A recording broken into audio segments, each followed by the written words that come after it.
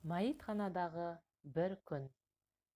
Бір кездері мен жұмыс таппай қиналып жүрген кезімде көршім Митя ағай мені өзі істейтін мәйітханаға күзетші етіп орналастырған еді. Алғашында үйрену қиындау болды, әрине. Дегенмен адам нан табу керек болған соң бәріне төзеді екен. Мәйітхананың қолқа қаптырар иісі, жан түршігерлік жағдайда қайтыс болған адамдардың мүрдесі күндіз күлкіден, түнде ұйқыдан айырды. Бірақ уақыт өте келе кеудемдегі қорқыныш басылып, күнделікті жұмысыма үйреніп кеттім. Бірде Митя ағай күндізгі күзетшілігінен шығар кезде мен түнгі ауысымға келдім. Сонда ол кісі маған қарап тұрып, балам, бүгін түнде бір түрлі жайсыздау болайын деп тұр. Сен бөлмеңнің есігін іштен іліп ал, деп ескертті. Әшейінде аузы ішімдіктен құрғамайтын Митя ағай бұл сөзді кәдімгідей салмақты кейіпте айтты. Мен бірақ оның сөзіне аса мән берге қоймадым. Қайта ой, қойыңызшы ағасы, мен бүгін бірінші рет күзетке түсіп отыр дейсіз бе? Дедім. Ол кісі маған қарап тұрды да, өзің білесің, мен әшейін ескерткенім ғой, деді де кетті. Түннің бір уағына дейін сыртта отырдым. Айнала тып-тыныш. Үп еткен жел де жоқ.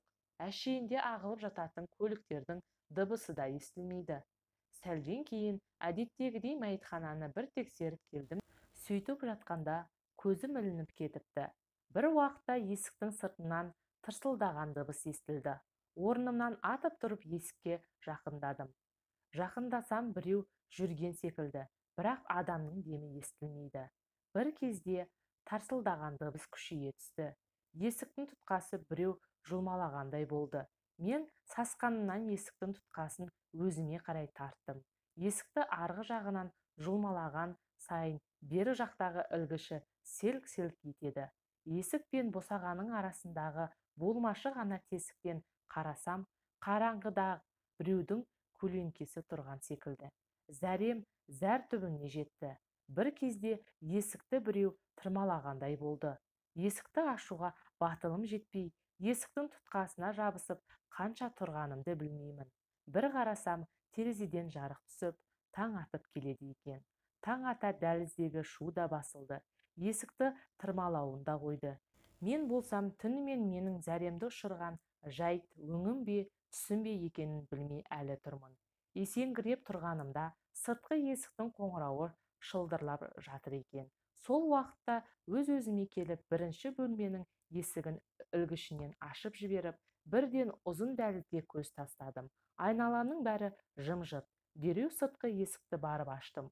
Сол кезде арғы жақтан әріптесімнің сонша ұйықтағаның не, қоңырауды басып тұрғаныма біраз болды ғой, деді. Ал мен болсам түнмен болған жағдайды қалай айтарымды да білмедім.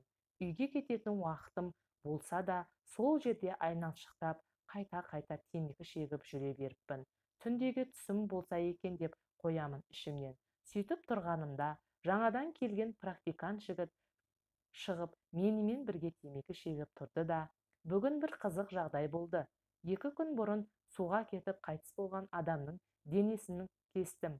Сонда байқағаным оның тырнағының асты кеуіп қалған ақ бояуға толып қалыпты.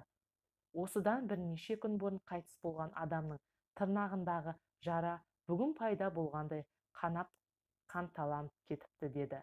Әлгі сөзді естігеннен кейін ешкімге білдірмей күзетшілер отыратын кеше түнде өзім қонып шыққан бөлменің есігіне барсам, ақ бояумен боялған есіктің сырты сырылып қалыпты. Осы жағдайдан кейін мәйітханадағы жұмысынан шығып кеттім. Әлі күнге дейін сол күнді жәйтті түсіне алмай жүрмін. Өлгендердің рухы ма, немесе кездейсоқ па?